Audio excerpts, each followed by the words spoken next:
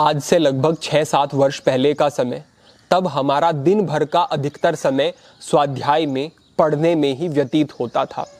लेकिन जब हम महीनों तक किसी प्रकार से पढ़ते रहे, स्वाध्याय करते रहे, तो हमें अनुभव हुआ कि हमारी कमर में कुछ जकड़न हमें अनुभव हुई, हमें पाचन पर कुछ प्रभाव अनुभव हुए और हमें मस्तिष्क की सक्रियता पर भी कुछ नकारात्मक प्रभाव अनुभव हुए।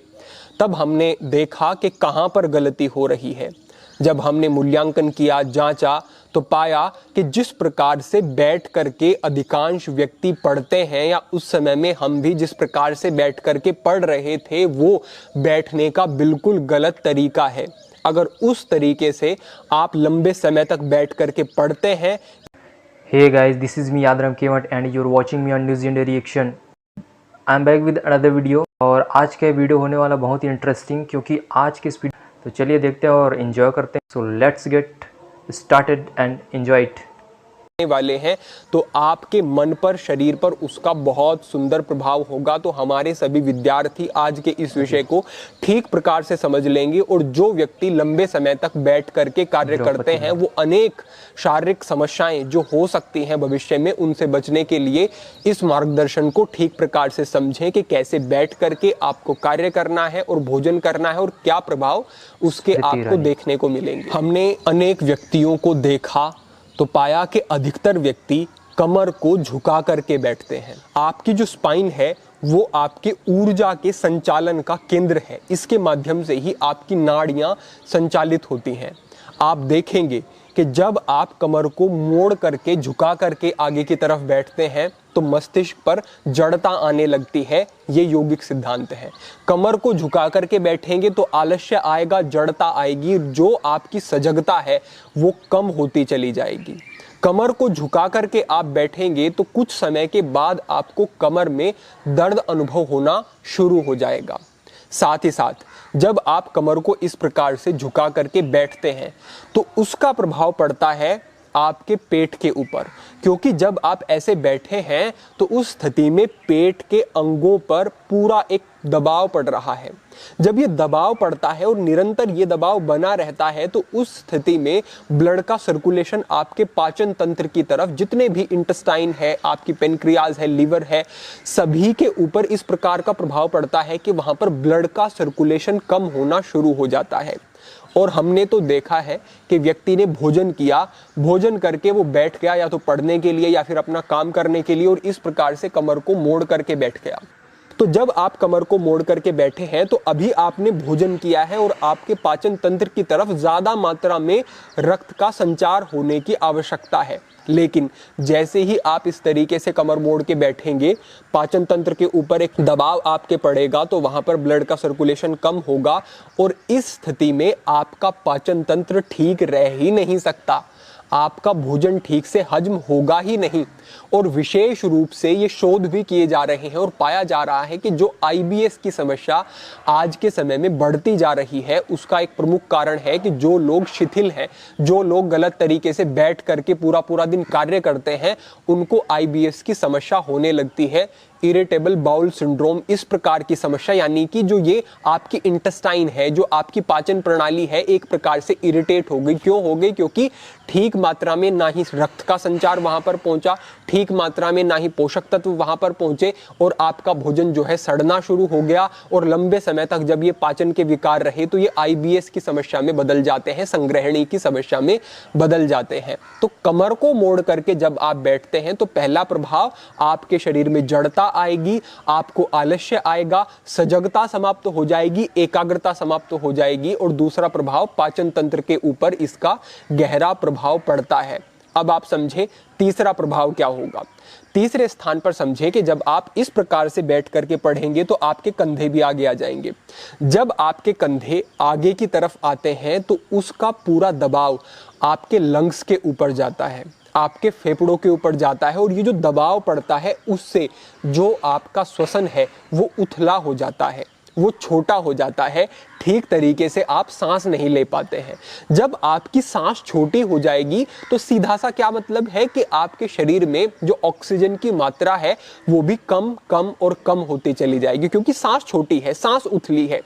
और जब आप पढ़ रहे होते हैं या फिर आप मस्तिष्क से संबंधित कोई भी कार्य कर रहे होते हैं, उस समय पर आपके मस्तिष्क को ज्यादा मात्रा में ऑक्सीजन की जरूरत होती है। आपको यह भी निश्चित रूप से पता ही होगा कि मस्तिष्क आपका आपके शरीर के दूसरे अंगों की तुलना में बहुत अधिक ऑक्सीजन प्राणवायु लेता है। और जब आप मस्तिष्क से संबंधित कोई कार्य कर रहे हैं तो उस स्थिति में तो आपके दिमाग की तरफ ऑक्सीजन का प्रवाह जितना ज्यादा होगा उतना ही आपके लिए ये अच्छा होगा। और तभी आप इस तरीके से झुका करके कंधों को छाती के ऊपर दबाव बना करके छोटी सांस लेते हुए अगर पढ़ रहे हैं तो थोड़ी देर में ही आपके मस्तिष्क की क्रिया क्षमता घटनी शुरू हो जाएगी, आपकी सजगता घटनी शुरू हो जाएगी।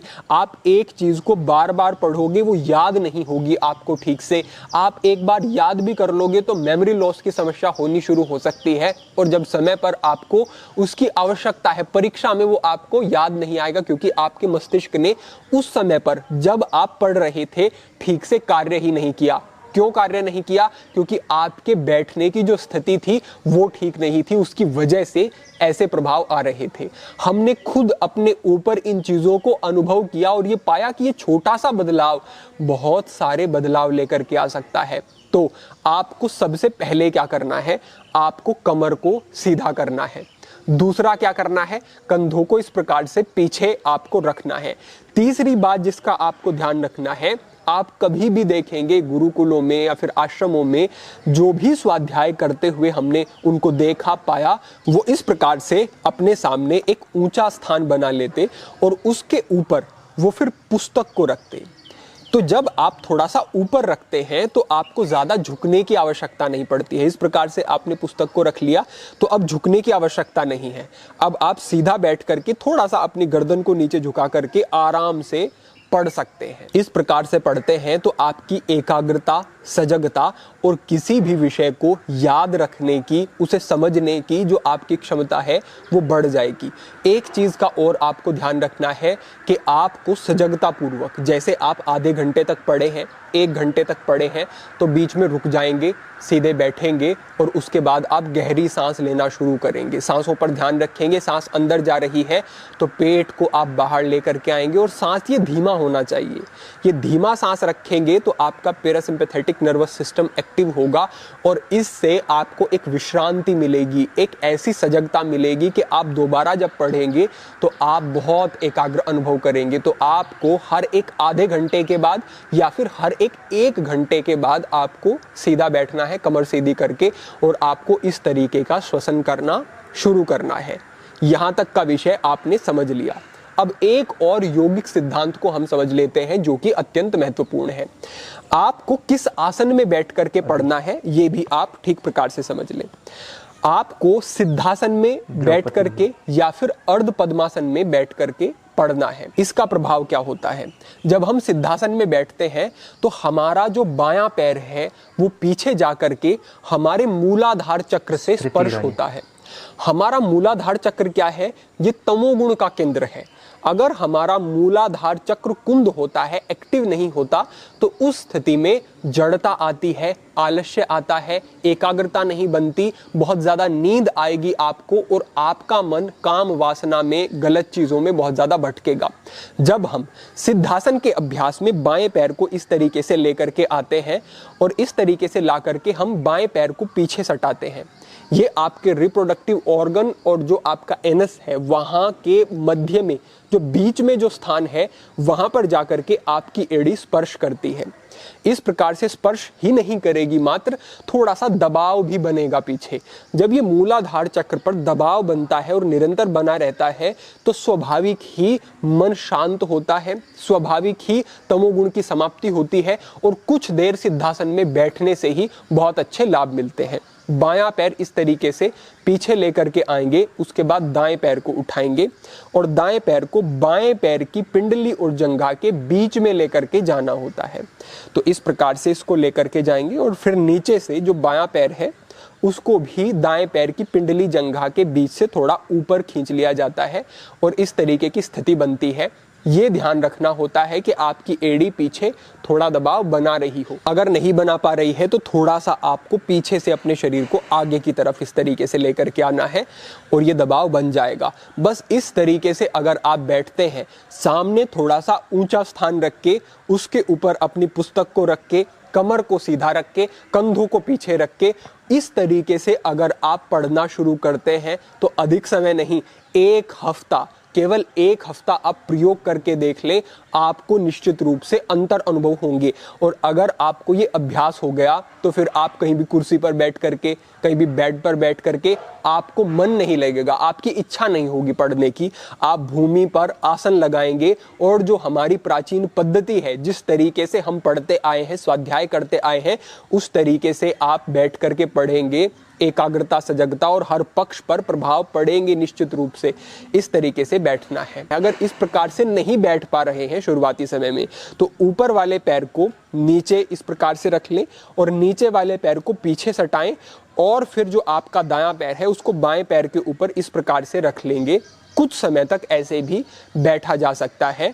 इस तरीके से बैठते हैं, आप कमर को सीधा रखते हैं तो बहुत अच्छा रहेगा। आप समझें कि जब आप इस तरीके से बैठ करके स्वाध्याय करना शुरू करते हैं तो आपकी जो कमर है वो सहज सीधी रहेगी। अगर आप सुखासन में बैठते हैं तो कमर पर एक दबाव पड़ जाता है, लोअर बैक पर दबाव पड़ता है और धीरे धीरे कमर मुड़नी शुरू हो जाती है क्योंकि आपके पैर आगे से ऊपर उठे हुए हैं। लेकिन जब आप सिद्धासन में बैठते हैं तो ये स्थिति नहीं बनती है और आपको बहुत अच्छे लाभ मिलते हैं। तो हमारे विद्यार्थियों के लिए आज ये हमारा मार्गदर्शन था। अपेक्षा है ठीक प्रकार से ये विषय समझ आया होगा और इसका प्रयोग निश्चित रूप से करें। आप पढ़ रहे हैं या फिर दूसरा कोई कार्य कर रहे हैं, इस प्रकार से बैठ करके करने का प्रयास करें। आप देखेंगे कि आपको बहुत सुंदर लाभ मिलेंगे। जब आपका सिद्धासन सिद्ध हो जाएगा तो फिर ध्यान आदि के अभ्यास करेंगे, वो भी बहुत अच्छी प्रगति देने वाले होंगे। तो इसका आप अभ्यास। सो थैंक यू दोस्तों, आज की वीडियो में बस इतना ही। फिर मिलेंगे किसी नए वीडियो में नए टॉपिक के साथ। Bye bye.